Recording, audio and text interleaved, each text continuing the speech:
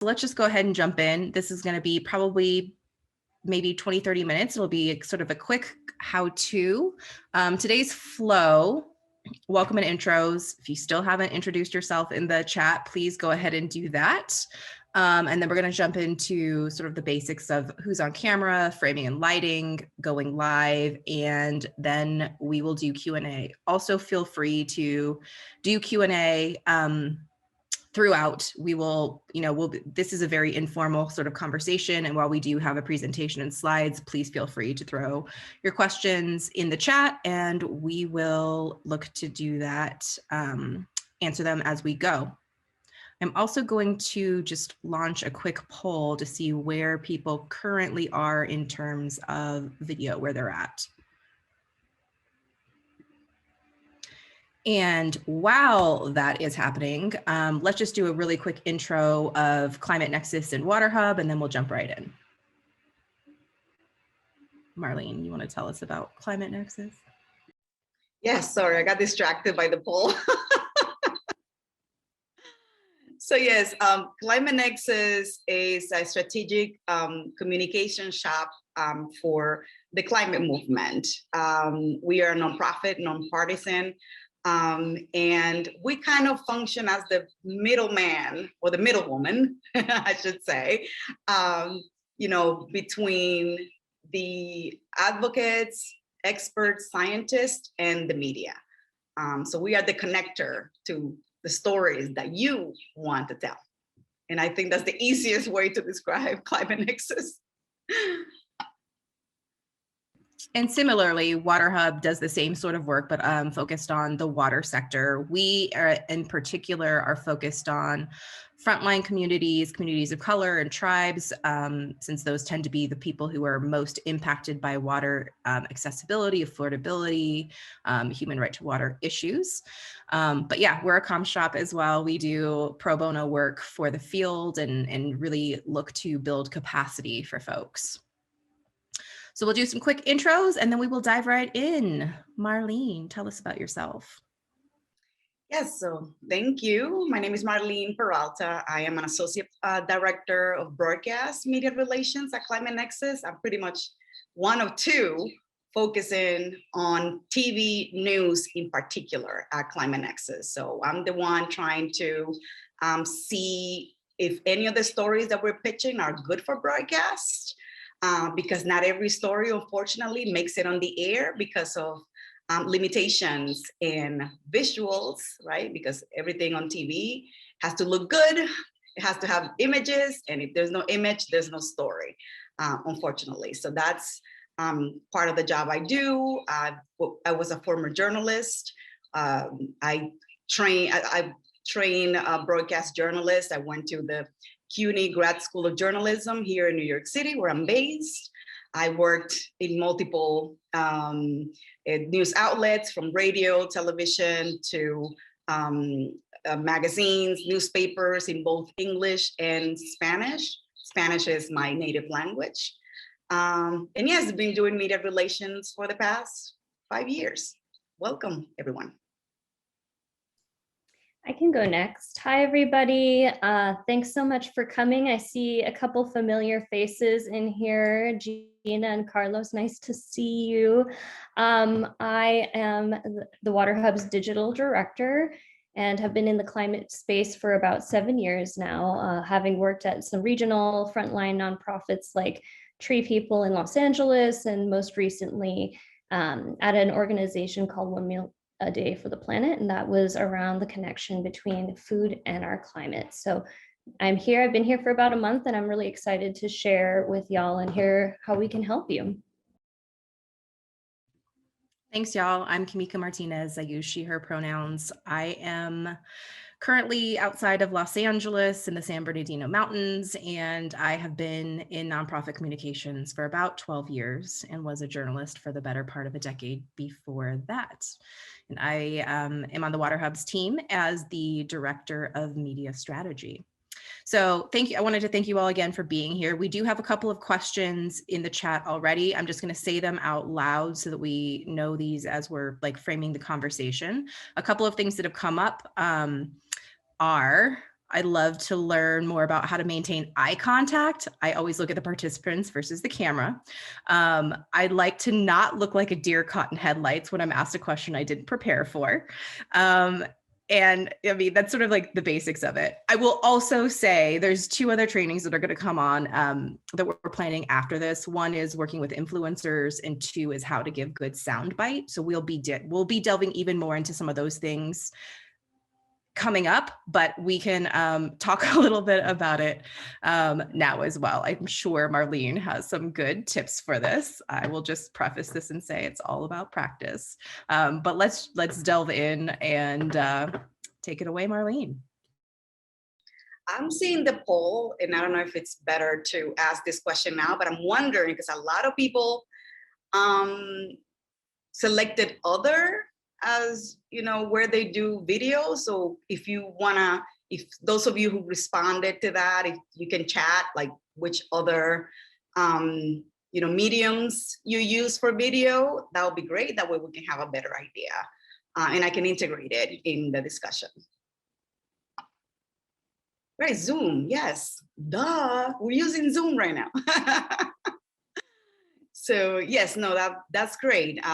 So the poll, most of the people that responded said that they use other is number 1. So I'm thinking Zoom is the answer for most people. And then Facebook is the second one, YouTube the third, and then it goes down to Twitter and TikTok. All right, interesting. So yes, if we can go to the next slide, Kimiko, that would be great. Are you seeing the when and where? Yes. Okay, great.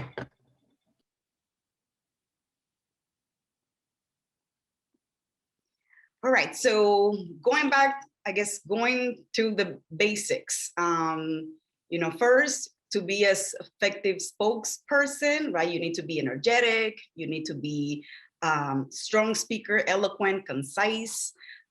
It always, you know, being eloquent requires not only to speak clearly, but also to tell relatable stories because you're speaking to an audience. And the audience needs to be, you know, identified with what you're speaking. That way, you know, they get engaged. So that's kind of the main tip that I give for those who are training to become public speakers or getting interviewed on TV or radio. Let's go to the next slide. So yes, so we went over a bit some of the outlets that most of you use, but we can speak and give examples of the different outlets. TV news, of course, if you're getting interviewed by television stations, we can go over some of the examples. YouTube, Facebook, Twitter, I know everyone is on social media, and it's because I think the pandemic kind of forced everyone to use Zoom and other social media tools in order to communicate. When we used to, you know, when we used to do traditional media communication. So if you can go to the next slide, so we can start by just the pretty basic stuff, the equipment you would need. And this is depending on what you use. If you use social media, if you're using your phone most of the time or using your computer, a camera, I think most people use their phones or computer these days. Lights are very important. So I added table lamps or ring lights as examples that you can use, even though I do prefer natural lights, and we can go over that later. Selfie sticks and cell phone stands, and it's because you need, if you're using your cell phones, you need to have a steady platform. That way you're not moving around when you are you know, speaking into the camera or you're getting interviewed via Zoom. So yes, just put a few pictures there of what the ring lights look like for those who don't know, I think they're pretty popular nowadays with the selfies, because those are part of the new selfie sticks that we see out there, and they're pretty cheap. They're like $25, depending on where you get it. So yes, so let's go then to the next slide. Framing, yes, let's go to framing. So if you're using cell phones, I mean, I always prefer the computer if you're doing your own social media videos, because the computer, I mean, it depends also too, like if you're just getting interviewed, you're speaking to the camera, the computer obviously, but if you are outside, then cell phone, I know it's gonna be your best handy equipment. So the way you're gonna hold your cell phone is in the horizontal way. And why? I'm gonna do a little demonstration. I know this is very basic, but I think sometimes we do forget, and I am using 2 windows here because I'm connected through my cell phone as well. So let me just open my video features. All right, so you can see, let me just shut down the other video so that way I'm not distracting. So I am using it in the horizontal way right now, and it looks, you know, it looks acceptable. But if I move it, see how much dark space I have around me? That's a problem, because your image is gonna be, the quality is gonna go down. And if you're doing an interview for television stations, this image is like the lowest quality you can ever have, because it doesn't take all the space in your screen. So that's why the horizontal way is the best. So you always keep that in mind. And if you're getting video for something else, like, I don't know, like if you're outside and you want to show, I don't know, if you want to show a river that's just dying or something, right? Like you always use it in the horizontal video way. That way you can get the best possible quality for your videos. So this is what I always recommend. I know sometimes, like if you use Zoom or YouTube, I think it's either Instagram or Twitter, but sometimes doesn't let you do it. So if you come across this issue, it's not your fault. It's just the settings of the video program that you're using. But as much as you can, just try to do the horizontal format. All right, coming back to this. If you can go to the next slide.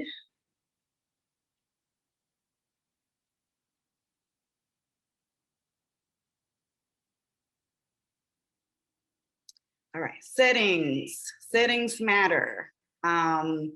This is an example of a Twitter account called Room Rater, and they're actually watching every single person that gets interviewed on TV. They take a screenshot of you and they judge you by, with different standards, right? Like, what do you have in the back behind you? What kind of lighting do you have? And what does anything in the back tells about you? So be very aware that if you're getting interviewed or you're doing a video that you want to post in your social media, everything behind you has to have a meaning. It's part of your messaging. In this case, I think this woman that was interviewed in this picture, the background has nothing to do with anything she was saying, but it was nice and it was clean, and she was rated 9 out of 10 because her lighting worked.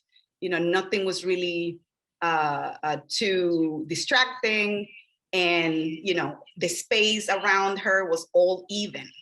That's always something that you need to take into account. The setting reinforces your message. Like if you want to make a statement, I don't know, if with your shirt or with the paintings behind you that says something about your advocacy work, then make sure you have that. That's clearly, stated behind you. We can go to the next slide. Leslie Jones is also watching. I wanted to put this example because Leslie Jones is also been discussing like a lot of folks getting on TV. I don't know if you can click on the, no, if you can go back to Leslie Jones and click on the link. The photo is actually a link. You can just click it and it will take you to her page. And if you can play maybe the clip so we can hear what she's saying.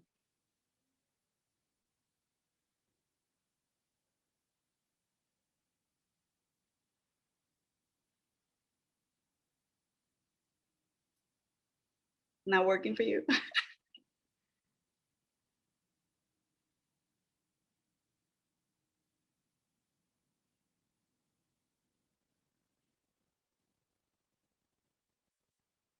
Are you muted, Kamiko? You gotta come off mute. Sorry.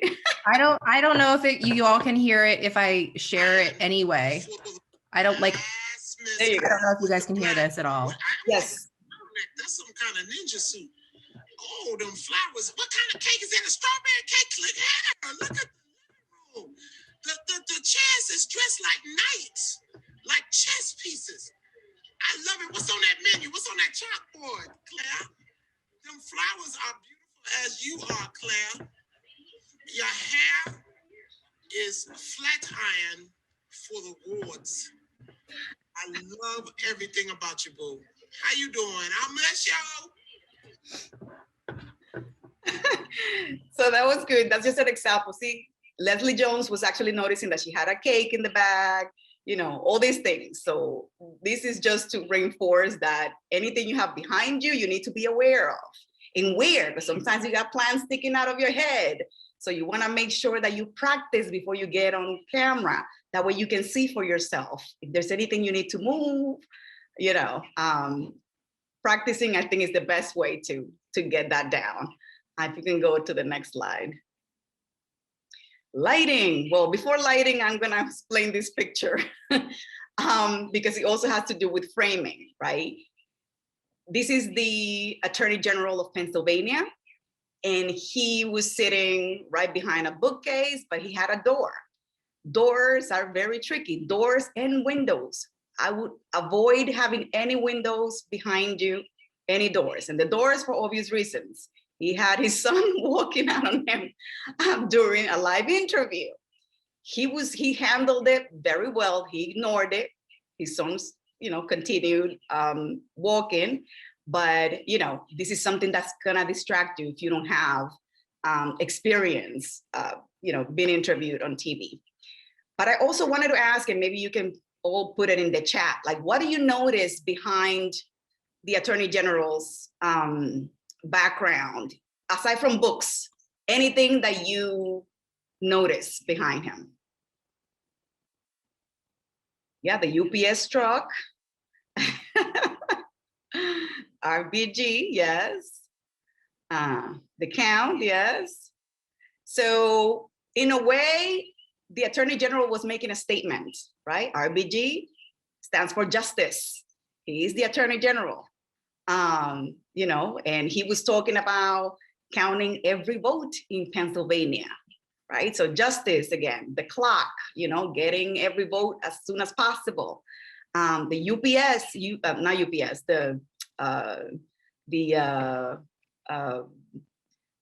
blanking out with the name now, the mail truck. Yeah, the mail yes. Because there was a trust issue, right, with the post office delivering mail and the ballots, right? So everything had a meaning related to what he was talking about. So this is why I mentioned, if you want to make a statement related to your messaging, you can play around with your background if it's not too much to ask, because I know, having to change things around your house is tricky, sometimes. So yes, this is why, everything has a meaning, and that's why you have to be very conscious of what's behind you. If you don't want to make a statement and you just want to show your house, then do it. But this is just example so you can take ideas. We can go to the next. His lighting was really bad, by the way. Really bad. His face, it's not lit enough and it looks a little distorted. Yeah, you can jump into the next. Yeah, keep going. Well, we went to lighting from camera tips. Okay, that's fine. I think for lighting, I wanted to show you something, and this is why there's nothing after it.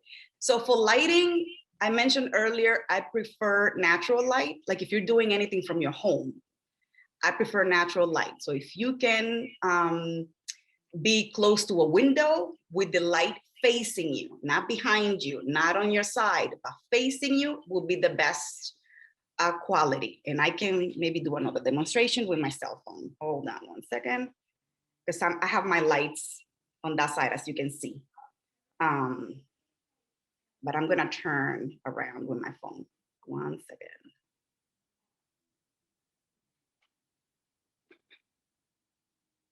All right, there we go. So, well, I can see myself in the camera, but I'm just standing right in front of my window. So you can see the difference. And if I put it sideways, my face is half lit. So this is why it's always to have natural light on your face. My day is not helping because it's not sunny out, it's a little cloudy. Let me just go back to no video. And like, I don't have a ring light, although I kind of secretly want one, but I do just have a desktop lamp that is right behind my camera. So I have that. I mean, I obviously have natural light coming into my room, but I also have a lamp right behind my camera. Right. Yes, so that also helps. The only issue with those lamps, and I can tell too that your brightness is a little too much because maybe the light is too close to you. So that's why I prefer natural light, because you cannot go wrong with natural light. And I can show you with my own table lamp the difference. This is with my table lamp, and this is with my ring light. The ring light actually does better because the lighting is softer. See the difference? And I can just show you what kind of lamp I have on my desk. There's a question in the chat too, Marlene. Any tips for lighting if you wear glasses? Obviously, you wear glasses. I also wear glasses, but usually not on camera. Yeah, that's a hard one, because if you use metal glasses, or the ones I have clear, they really bounce, make the lighting bounce. So I would avoid wearing any glasses if you don't have to. That would be the best. The best solution. With glasses, the mount have to be neutral, black or darks, nothing clear like mine, but these are the wrong ones actually. And then you can see the reflection too of the camera. So yes, glasses are very tricky for lighting.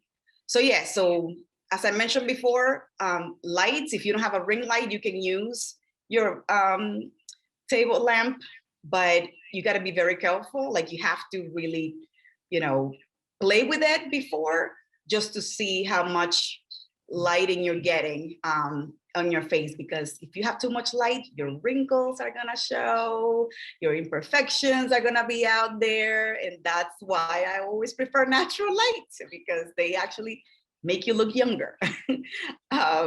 Or the ring light, which is like $25, $30, helps a lot, because the ring light also gives you 3 choices from highest to lowest. So you can change it around if you want. And there's the ones that you clip on your laptop if you don't want the stand one.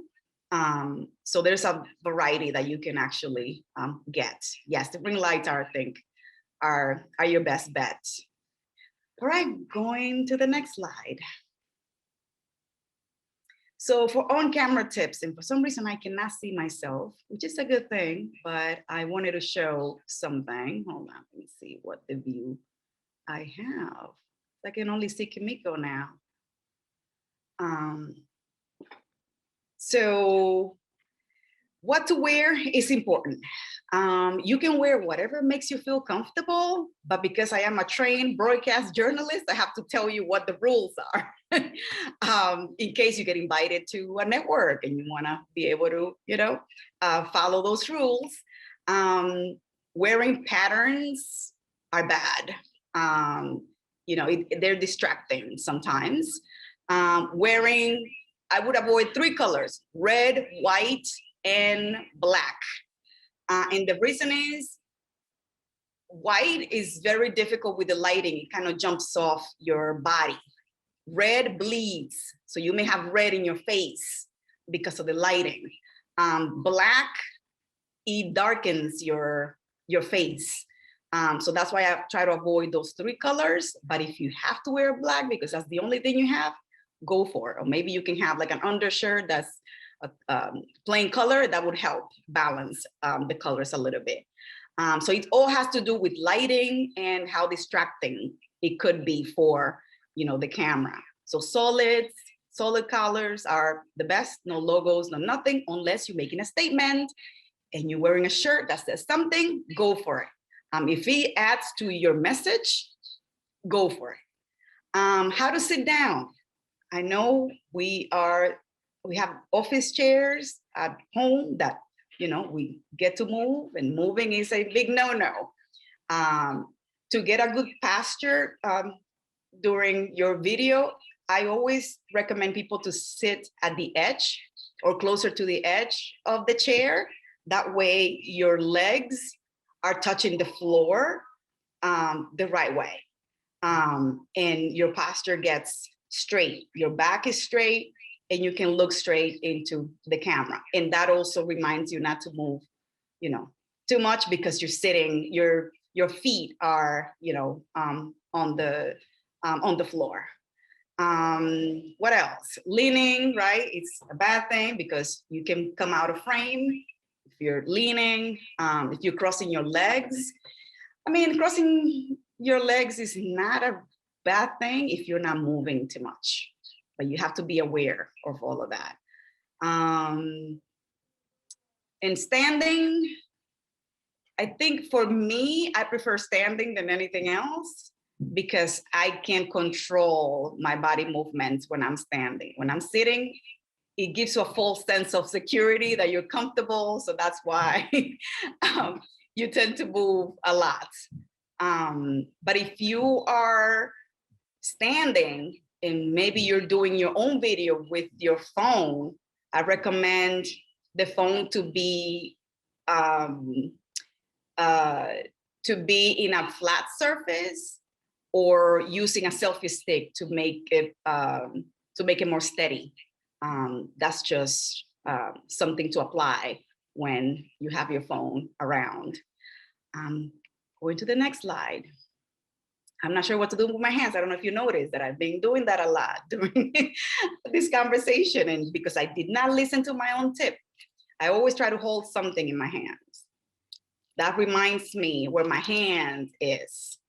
And it could be a pin, it could be a coin, because the pen may be too big and you show it on camera, but hold something. Because every time you're thinking of why am I holding this, it's going to remind you, oh, it's because I try not to move my hands. So that's, I guess, the simplest tip I can give about your hands. So let's go to the next one. Live stream. I think Jessica would do that, but I think all these tips apply to any kind of video you do. Obviously for live stream, depending if you have more than one person with you, you gotta make sure that your setting is wide enough to get, to get a good video. Also, I didn't talk about the depth behind you. I always try to have, something decorative I don't like green screens because of lighting situations, it makes it very difficult. So if you're at home, if you have depth actually helps the framing looks better. I know it may take more work because the more space you have behind you, the more you have to worry about what's gonna be seen on camera. But just, you know, just letting you know what will work if you have the time and the space to do it. So let's go live with Jessica. Hey everyone, I just wanted to preface before we dive in about the value of live social video. First of all, there are plenty of benefits and it's a great way to reach your followers and your audience, and is in a way you're going around the gatekeepers of traditional media and still being able to reach your audience and get your message out in your mission. So it is a form of equity in getting your issues out and communicating with the wider world. So you could do this by yourself. There are some platforms that have the ability for you to have Q&As in platforms such as Instagram Live, where you can have a two-way conversation. In the past, I've used this myself. For example, when interviewing an expert, I had an oceanographer once that I spoke with to talk about the impact of runoff in our oceans, and that was really great. And we were able to promote in advance, which is another benefit of going live on social, not just for rapid response, real time, you're responding to something really urgent, but it's an opportunity as a piece of content that you can promote ahead of time, just like any event, to kind of drum up some noise and let people know that you're featuring a partner or a bigger org that's related to your mission, or if you're inviting on an influencer, and again, TBD on that and at a later date, but tapping somebody that can help amplify your message and getting that cross-pollination is a great benefit of going live on social. So again, some of the other benefits involved are the authenticity of being in community with your folks in real time. That's not an opportunity people have when, supporting orgs, and it develops a relationship that people feel more intimately connected to your cause. And its casual nature can actually serve you in being more approachable and accessible to your community, and being able to listen to what their needs are in real time of what would best serve them. So also, it's a little bit of a hack, because as we know on social, it's becoming more and more about paying. You have to pay to play, especially on a platform like Facebook. And so the benefit of using live video is that you kind of hack the algorithm. It's an opportunity to have people actually be notified when you go live. So it's a great touch point to cut through that noise on social. So that's a great tool. And it's also just, you will get more engagement and more reach from the content that you're posting versus something just in feed with text or an article or a link to your recent blog. So, for example, here we have a couple stats. For example, on Facebook, about 28% of folks are reporting that they watch lives every single month. And on LinkedIn, which I can get into, but on LinkedIn, there's now LinkedIn Live. And when folks go live on LinkedIn, they get 7 times more reactions than they would on their average post, and 24 times more comments. Another benefit for using social specifically on Facebook and Instagram is that they're starting to build in functions for people to donate in real time. So if you're really having an engaging conversation with a guest or an announcement about a campaign that you're just trying to raise awareness for, there are new functionalities in which you can make it a fundraising moment as well. So one other tip I just wanted to flag too is, like, as I said, this is a trust building tool. It's an opportunity to elevate your spokespeople, even not just to your community, but to traditional media. Sometimes members of the media will see a live and they'll see your spokespeople, and it's an opportunity to get them on their radar. beyond pitching through a press release or traditional outreach. So it also helps build your media profile. So it has multiple benefits and helps you connect with your community. Last little fun tip is some tools like YouTube offer, like, it's a little bit more tech driven, but there are embed codes that you can use to place on a campaign page or a landing page that's strategic as a placeholder, so that when the live stream goes, it will also stream simultaneously on this landing page, which is pretty neat to have that code in advance before it goes live. If you want to, yeah, perfect. Thank you, Kimmy. So as far as the simulcast, so there are other tools, and they're fairly affordable. Quite a few of them have free options and or low cost monthly functions where you can maximize your time by streaming to multiple platforms at the same time, depending on the tool. So, and it helps you because you can have these talk show formats with multiple guests or Q&As, so that it can be more engaging, because at the moment, Instagram is the primary platform where you can do that. But these tools are great because you can do that across platforms. And it's also helpful because, kind of like you see here in Zoom where we have a chat function, these tools have chat functions that will go across all of the channels at the same time. So it's easy to moderate these conversations, even though it's happening in multiple places at the same time. You can also brand your videos with whatever color or logo that you want, depending on the package and the tool and the functionality. And you can also, some of the platforms, again, it depends on the tool and the solution, but it could, stream to Facebook, it could stream to YouTube, Twitch, which is an emerging platform that people are seeing, and it's naturally an opportunity to look toward as one of those emerging platforms to watch. But Twitter, sometimes even Facebook groups and LinkedIn Live, there's many platforms that are served depending on which service that you select. Some of them also have really great interactive components, like you could have a poll that's going kind of like here in Zoom, but you can do that across platforms so that people can participate in, which is pretty neat.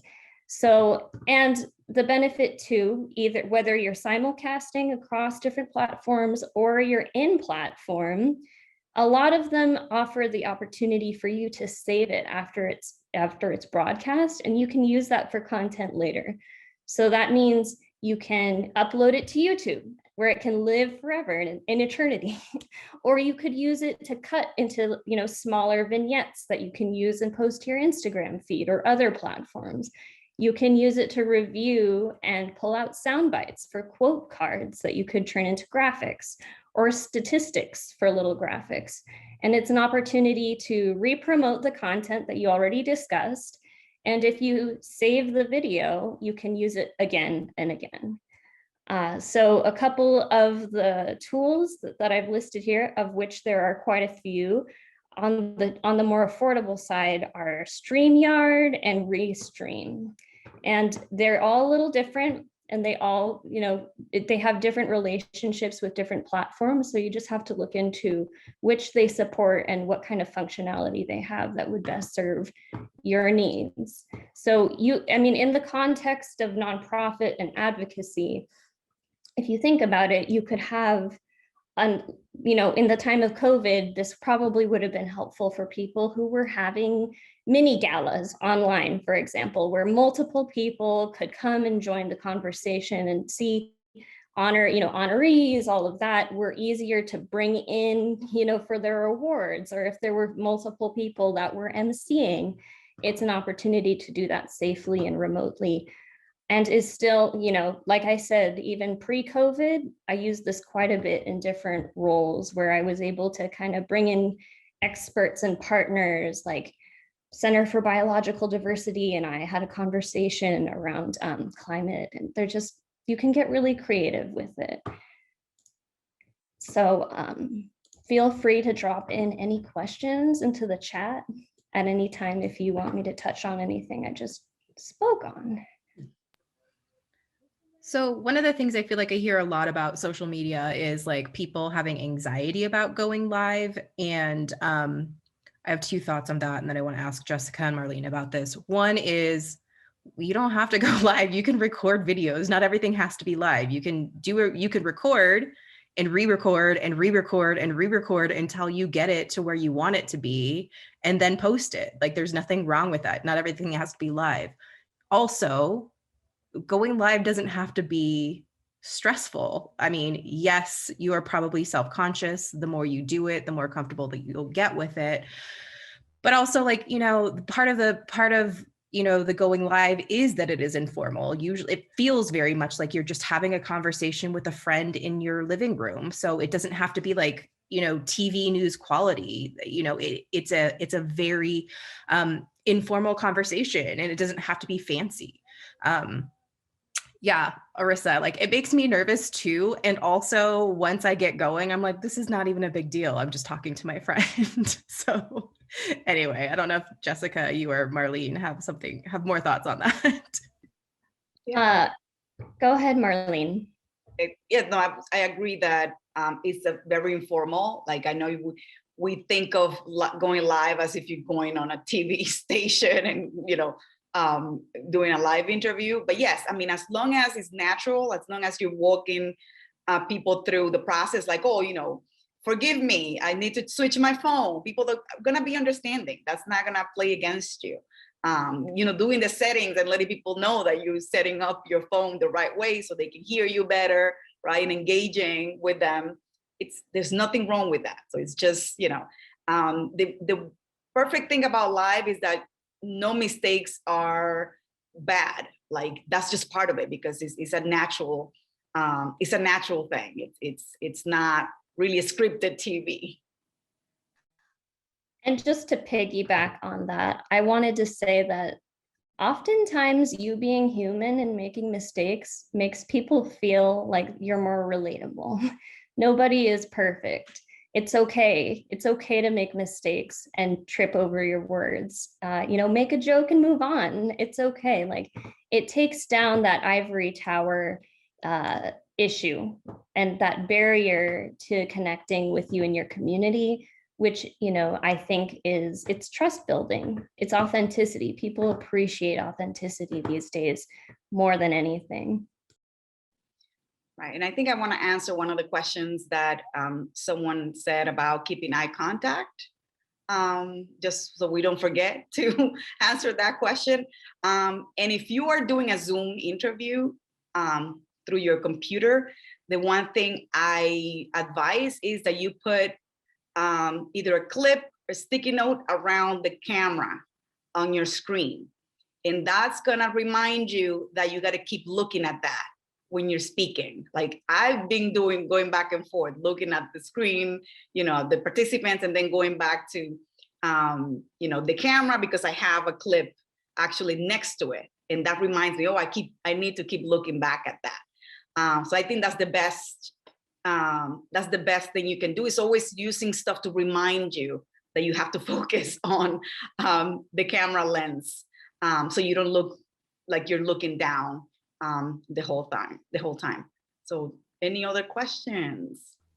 So another question that I got was, I'd like to not look like a deer caught in headlights when I'm asked a question that I didn't prepare for. If you didn't prepare for, if you want to dodge the question, like you can say that, or the easiest way or the most natural way to look smart is going back to your original messaging. You know, there's always, once you have an interview or you're doing a live and you have things that you want to say, I'm sure that you're going to have notes with the 3 major points that you want to get across during the whole interview or video. So if there's a question that you're not prepared for, or is hard, or is controversial, just go back and say, you know, what I think is important is A, B, and C. Right? Go back to your messaging, to the stuff that you feel comfortable and the stuff that you feel that is more important than what the question was asking. All about that pivot back to what you want to talk about. Right. One of the other, and yes, we will be covering that even more in depth in the how to give good sound bite training next. The last question that I saw in the chat was, how do you minimize the awkwardness of listening to your own voice on recorded videos? I don't think you get past that. I still don't like listening to myself, even though I worked on radio and television. And looking back at these Zoom trainings, it's like hard to hear myself. And I think it's just a natural thing. We hate our own voice. So yes, it's just, you know, there's nothing you can do. It is what it is. That's our nature. I will also say though, on this final thoughts screen, one of the reasons why I put this here is, you know, it is nice to have an outline. You don't need actual like script, but having some talking points, especially if you're on Zoom or, you know, or even if you are, you know, have your laptop with the notes and you have your phone that's actually doing the video, having some keywords or something to go back to, some of your talking points is really helpful, especially if you're going to be doing a live or even just a recorded video. It's nice to have that as a reference point. We've talked about setting the stage in terms of lighting and framing, but really when it comes to presence, it really is all about practice. Like practice again, practice with a friend, you know, and the whole record and review process on your phone is really, really helpful because, you know, to your point, Sri, about do you ever get over hearing your own voice? I mean, no. And also, a lot of people are triggered by seeing themselves on video, watching the recording. And that's where the best learning comes in. You're like, oh, I really fidget a lot, or I really wish that my framing had been back here instead of up here. Or I didn't realize that I say all of the time, and that is something that I need to work on. Or yeah, like my eye contact is all over the place. So even if you're just doing this at home with your own little, you know, selfie stick, tripod, and phone, it's great to practice. Even if what you're practicing for is a TV news interview or like a Zoom interview, just if you don't have anyone to do it with, do it on your own. You know, you can pretend to ask yourself questions. I personally love, particularly for actual interviews. I think Arohi, you had asked about this. You know, I love practicing with a friend, especially someone who may or may not know that much about my topic, because they're going to ask questions that might seem totally obvious to you or other people that you work with, but you're usually speaking to an audience who doesn't know about your issues. So practicing with a friend who doesn't know your issues, they're going to ask, like, I have no idea what PFAS is. Like, what is PFAS? Can you explain what forever chemicals are and why do they matter? I think that that's really important. And then again, just like record, even if you're doing it with a friend, record. Right. And I think there was another question regarding like, how do you make the stuff engaging? Like if you're just talking to yourself in front of a camera, like how do you make it more interactive? When you are doing videos, you always have to think of who the audience is. Like, who is your target audience? I know that on Facebook Live and others, like, you know, you can't really tell sometimes, like anybody gets on there at any given moment, but always have a vision of like, who do you want to target? Like if the topic relates a lot to women, make sure you're talking to women, or make sure you give examples. You know, I know women like me do this and that, right? Like, you know, make it more anecdotal, make it personal. That's always something that engages audiences, because it's about how whatever you're saying is impacting their lives. So that's a good way to always, you know, have it engaging. And, you know, if you're thinking of different groups of people that you want to target, have different examples that apply to each of them. And, you know, pretend that they are, you know, behind your computer and that you're talking to people behind your computer. Because I feel like when you get on video, we so aware of our surroundings, so aware of how we sound. Be aware of your story. That's what matters. That's what people care for in the long run. But if you practice, as Kimiko said, you know, the more practice, the more the better you're gonna look.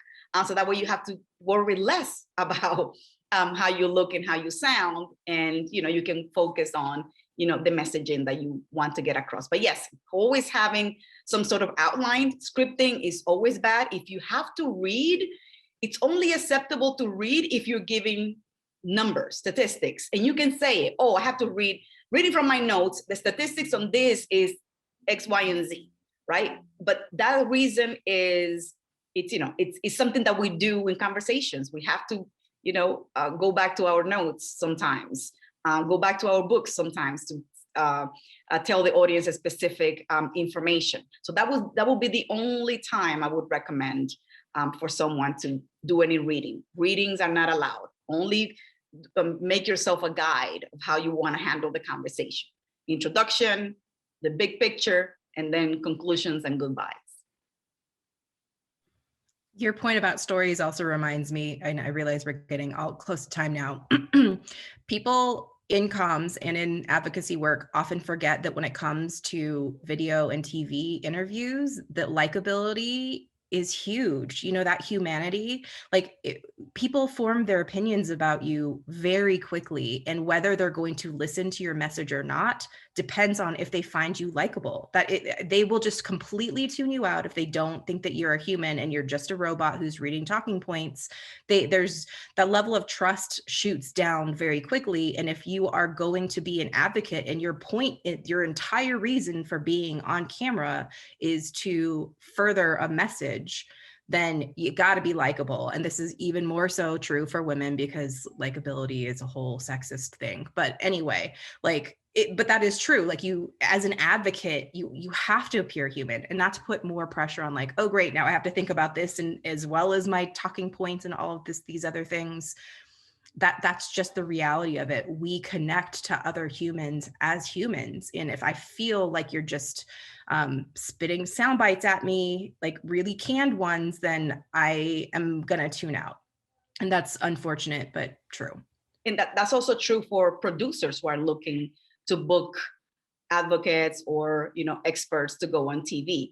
That's why doing these Facebook Lives or doing videos help, because you get the training yourself, what you're comfortable with, and then you have something to show to producers, right? They can see you speaking in front of a camera and you look good and you speak eloquently. That's going to be a huge plus for you to go on MSNBC or your local network. So there's always a plus in practicing, and recording yourself, watching yourself, and kind of look into, what would make your interviews look better. And just to very quickly tack onto that with having this library of content on social, some people will do weekly chats. You can turn it into a series if you want. It can be really casual. It could be every Wednesday at 1:00, I have a Instagram live and we're giving you an update from the ground, or an update on our legislation that we're tracking. And it's a 10-minute check-in, and then you can brand it as a series. So it can be as buttoned down as you want. You can make it into a branded series. And having that, if you go that route, say you go to the media is going to come to your channels inevitably. And then they see that you have this consistency and the thought leadership on this issue that you've been doing in a different format using new media. Okay, one last question in the chat. What do you think about branded Zoom backgrounds for interviews? The kind that weirdly crop people's hair out, because that happens to me all the time, which is why I don't usually use them anymore. Yeah, I try to stay away from those, but it depends on what is that you're using them for. If it's, I don't know, Facebook Live, that it's for your community, I don't know. It's tricky because of, you don't want to look odd and have people tune out because you look too artificial. So my thing is stay away from it unless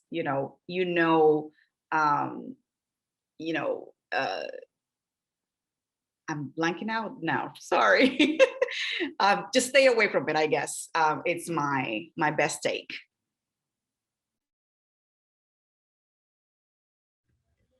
All right, we are pretty much close to time. If there's any other last questions in the chat, throw them in there now, and we will give an awkward pause to see if anyone has last questions. But yeah, another thing I wanted to add is if you work with grassroots communities, creating your own content is always a big plus. If you want to get exposure in the media, having B-roll, having images of the issues that you care about, and putting them on YouTube or having them handy, that could always work. Because sometimes producers will ask, do you have any footage that we can use? Do you have any photos that are good quality that we can use? So always, keep that in mind. And that's why using the phone horizontally every time you try to get footage out there is the best way to go about it.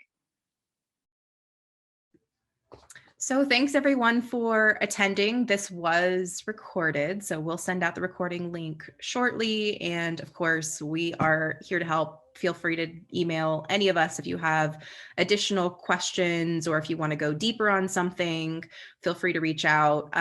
We're going to be continuing to do a series of trainings and tutorials. So if there's something in particular that you really want to go deeper on, let us know, and have a wonderful Friday and a wonderful weekend.